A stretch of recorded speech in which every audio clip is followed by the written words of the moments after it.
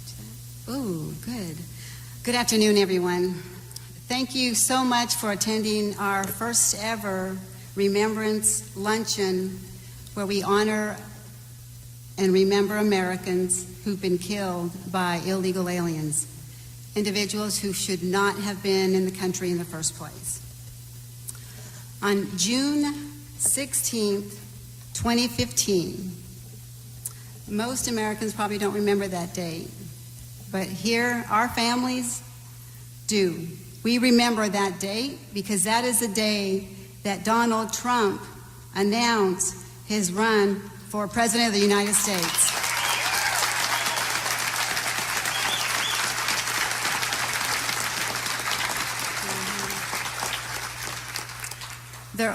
There is only one candidate who spoke the truth.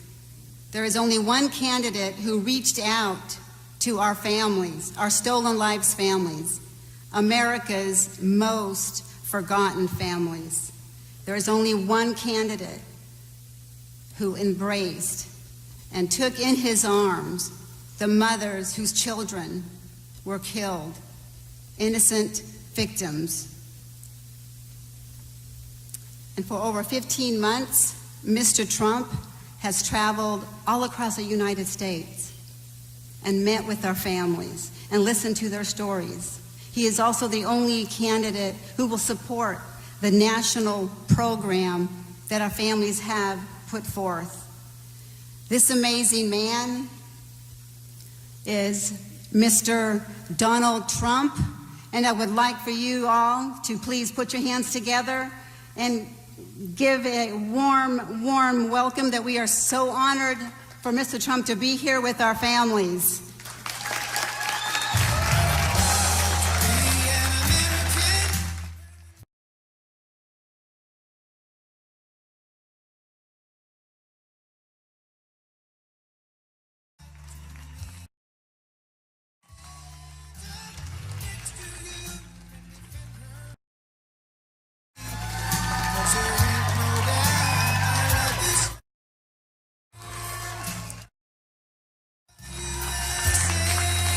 Great people. Great people. Thank you. Thank you. And thank you, Maria, for the introduction. It was beautiful.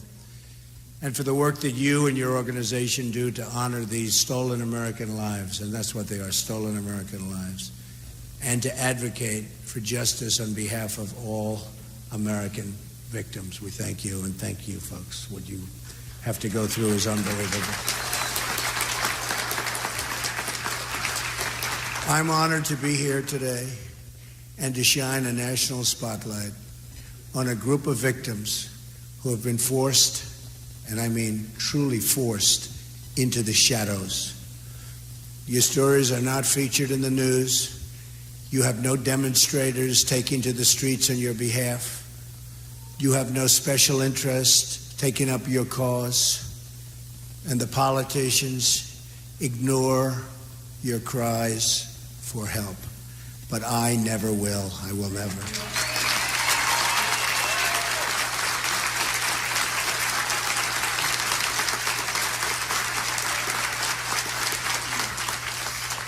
And I've known many of you for a long time now. It seems like a long time, but I'm still here and you're still here, right? I'm still fighting.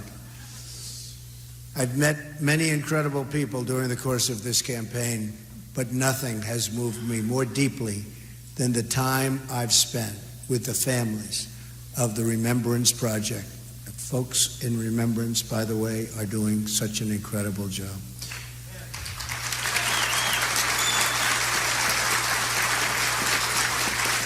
And the strength and the courage that you've shown in your very often lonely fight for justice, we'll get there. You are the heroes, you are.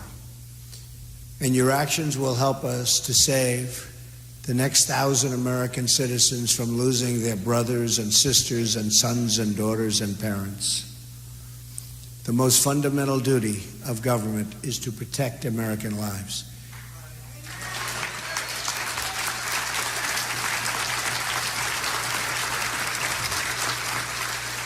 Anyone who fails to understand this is not fit to hold public office.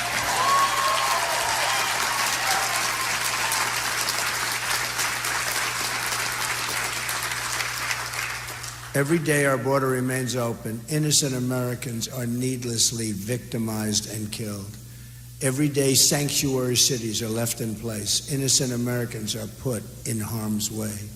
Every day we fail to enforce our laws. In a day, and this is absolutely happening all the time, is a day when a loving parent is at risk of losing their child. And it's happening every single day. All across this country, dining room tables have an empty seat at the family table because our government abandoned its duty and failed to enforce its basic laws. There are a lot of numbers in the immigration debate. I've been talking about it for a long time. And obviously people agree with me because you see what's happening, you see the numbers, you see the polls, you see what's going on at the rallies. A lot of people agree with me. Almost, it seems everybody agrees. You almost say, what's not to agree with? But let me give you what's not to agree with. But let me give you the most important number of all. That most important number of all is the number of American lives that is acceptable to lose in the name of illegal immigration. Let me tell you what that number is. 0.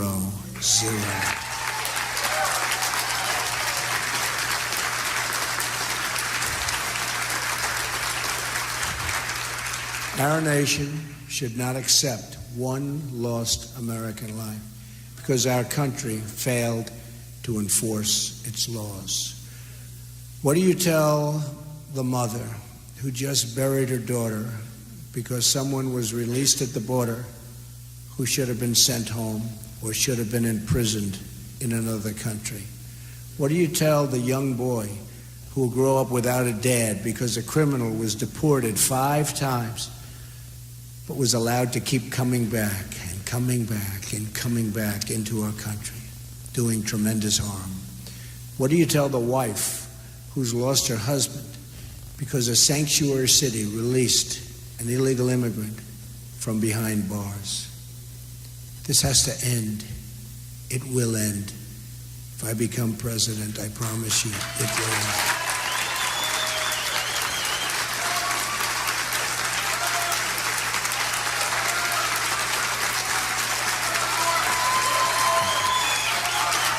Thank you.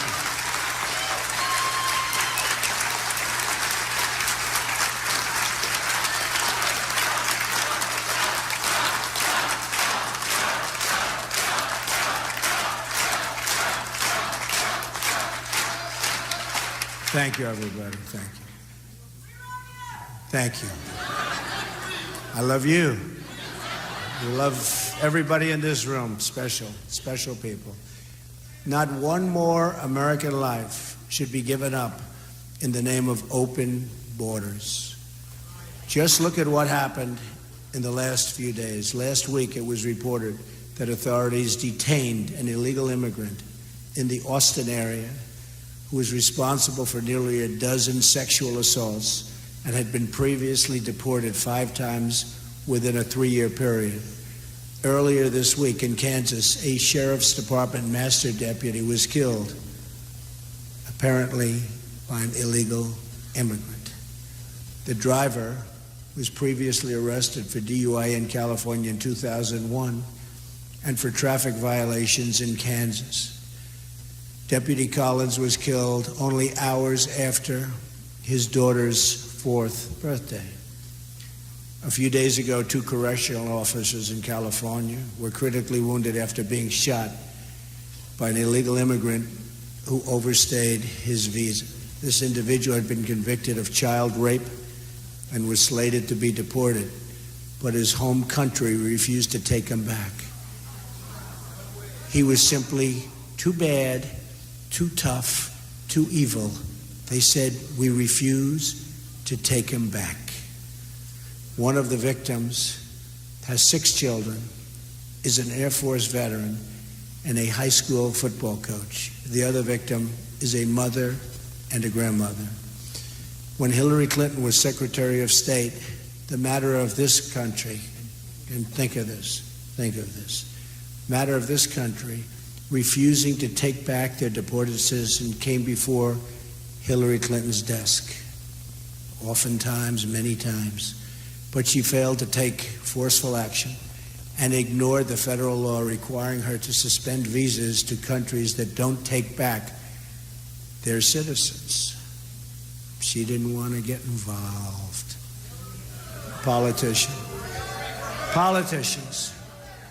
According to a report from the Boston Globe, from the year 2008 through 2014, nearly 13,000 criminal aliens were released back into U.S. communities because their home countries would not take them back.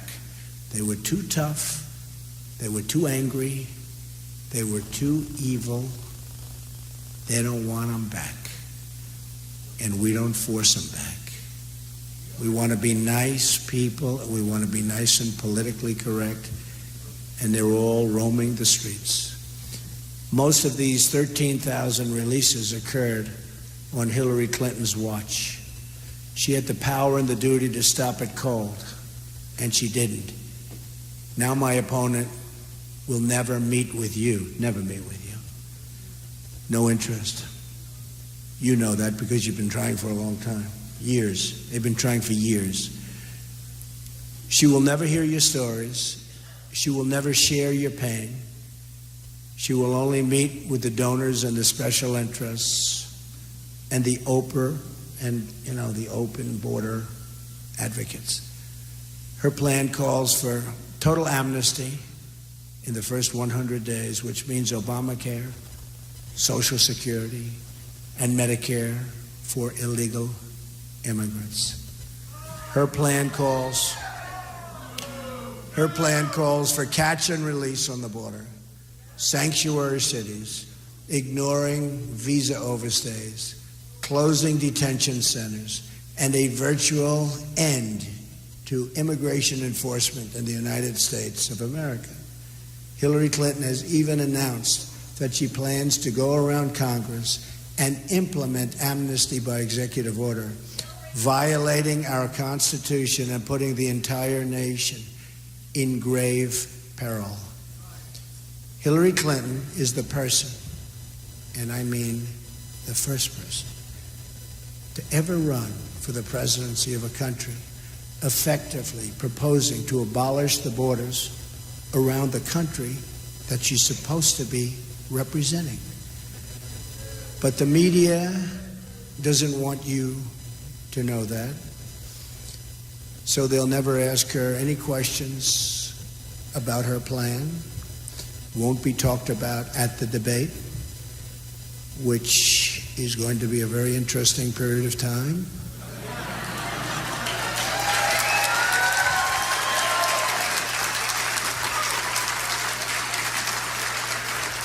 Like how she'll afford to give lifetime welfare and entitlements to illegal immigrants, or how many people will be victimized because of the illegal immigrants that will be released from federal custody, right at the border or inside of the border. She's not asked to explain what she'll say to the American workers who lose their jobs when she prints out millions of work permits for those here totally against the law, many of whom have very, very substantial problems. Your cause and your stories are ignored by our political establishment because they are determined to keep our border open at any cost. To them, your presence is just too inconvenient. That's all it is. It's an inconvenience. But help is coming, I'll tell you that. Help is coming.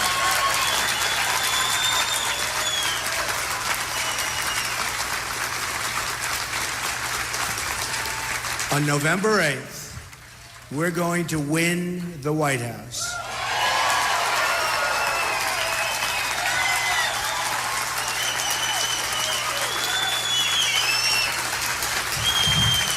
And we are going to deliver justice for every American family and every single American victim. You know what that means. You know what that means. Together, we will save American lives and prevent the next 1,000 American parents from suffering the same fate as the people in this room today. Their loved ones will not have died in vain, believe me. They will not have died in vain.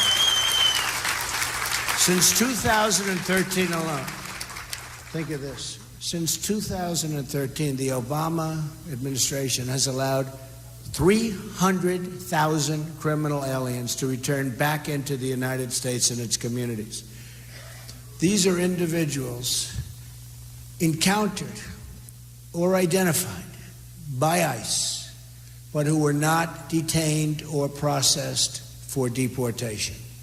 According to the federal government's own data, there are more than 2 million convicted criminal illegal immigrants inside of the United States right now. 2 million.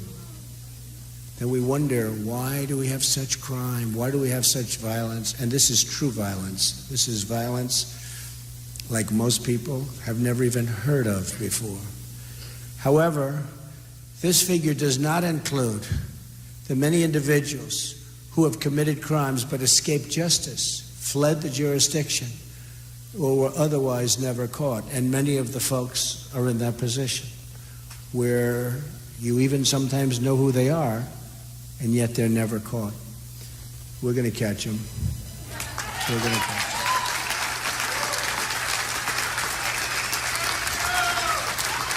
Many crimes committed by people here illegally remain open cases, and yet our government knows a lot about the people that did it, but they don't go after them.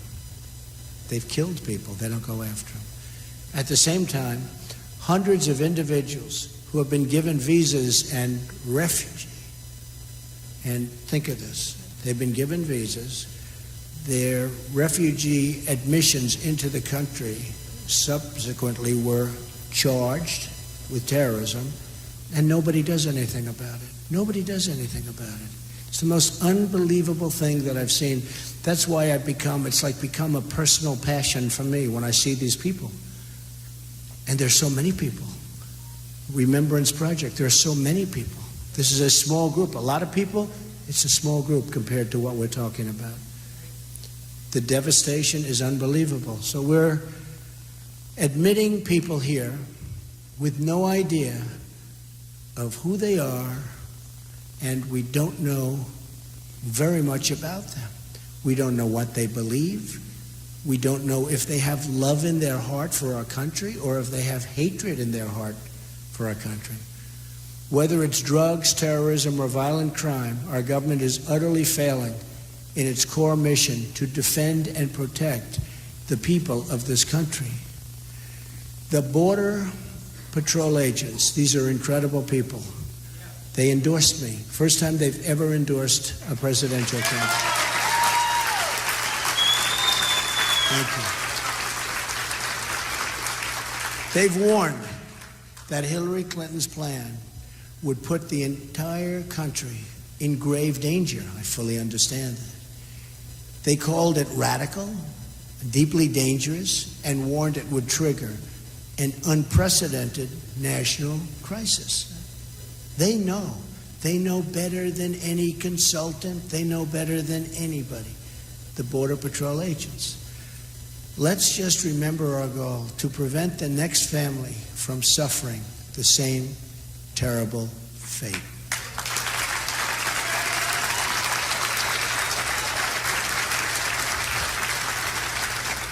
That is what is at stake in this election. So I am now going to invite some of the bravest people I know, and I mean that 100%, to come up here and speak.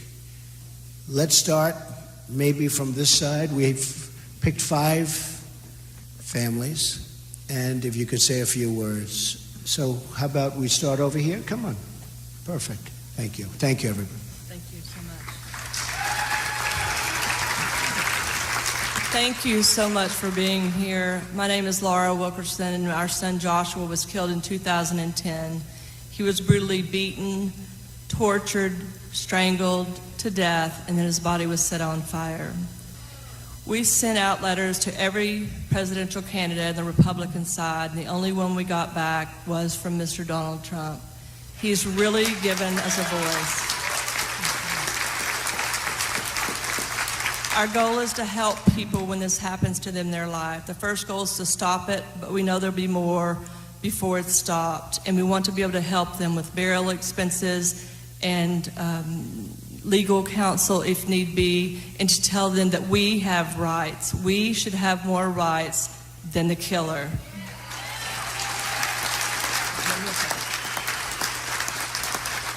I also just want to say that if we are all deplorables, we are doing something right.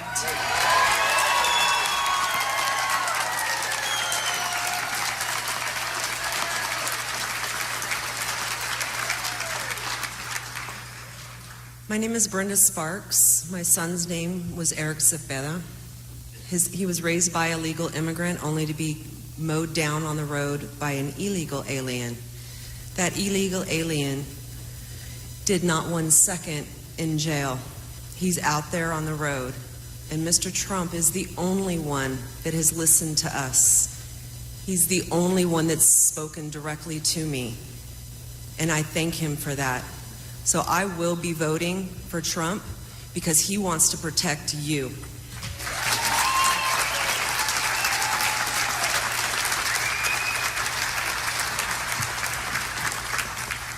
My name is Julie Golvach, and my son Spencer, in the sanctuary city of Houston, Texas last year, was driving home and was sitting at a red light when an illegal alien on a shooting spree drove by and shot him in the head. He died alone in his car. I want to thank Mr. Trump for bringing this issue to the national attention. The illegal that killed my son had been deported 4 times, was a known gang member. He had burglary, assault, and attempted murder on his record, and he was still driving and presumably working and living fine in Houston, Texas. Fortunately for our family, a sheriff's deputy came at the end of the shooting spree and put an end to the shooting spree and to the illegal alien so he couldn't continue on with what he was doing. So, thank you very much, Mr. Trump. Thank you.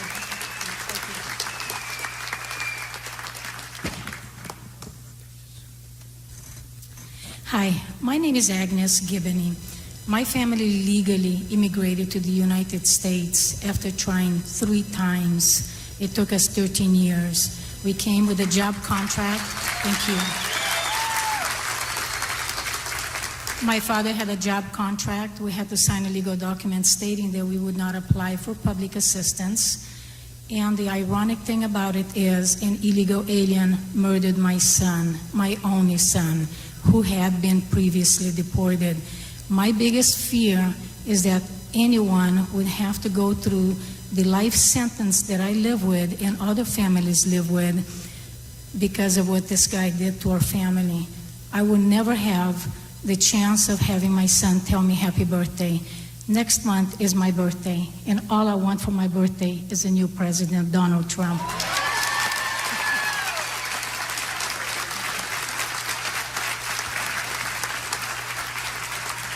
Hello, my name is Juan Pina, and my daughter Christy had just turned 14 years old when they found her murdered in Artichokeville in Castroville, California. She had been strangled, she had been stabbed, she had been raped, sodomized, and they threw her nude body in the field in February in the rainy season. During this time, this person, in '87, he had kidnapped 2 other 14-year-old girls. And he had been caught, and he was still out in the streets. When he killed my daughter, he left back to Mexico. He came back and tried to kidnap a little 12-year-old girl at 7 o'clock in the morning on her way to school. He got away again. Now, they finally got him after 25 years in Mexico, and man, it is hard to get somebody extradited from Mexico. They asked me what I thought about the relations with Mexico and the United States, and I told them it's great if you're dealing with tomatoes and bell peppers, but other than that, it's nothing. But I thank everybody for being here, and I got you here. And I come from a sanctuary city. Thank you. Thank you very much. These are a few of the stories. There are thousands of these stories, and we have to work very hard, and we have to be very smart. These are truly wounded families, and sadly, they'll never be the same. I spoke to some of the families we met for an hour backstage, and I said, does it get better with time? And they actually said, it doesn't, and sometimes it gets worse with time, which is something that's incredible. So I just want to thank all of the folks. It's great, brave people, and they're representing a lot of other people, a lot of thousands and thousands of people where similar things have happened. And I think I'd like to ask maybe Maria to come back up, and we're going to ask her to say a few words. Thank you, Maria.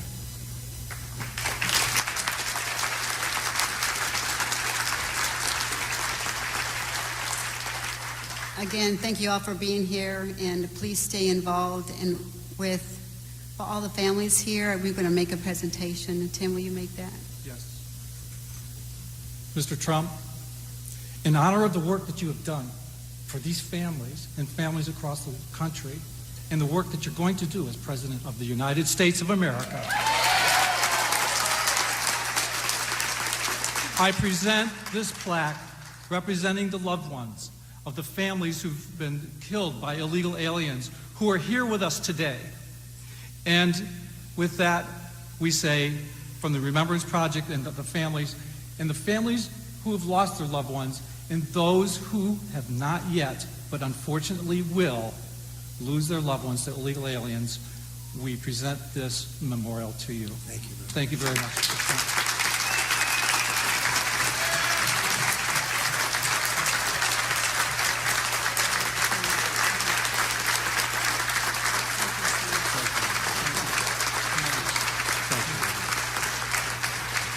Well, thank you very much, folks, and I really appreciate it. And to these unbelievably strong and brave people, we will fight and we will win.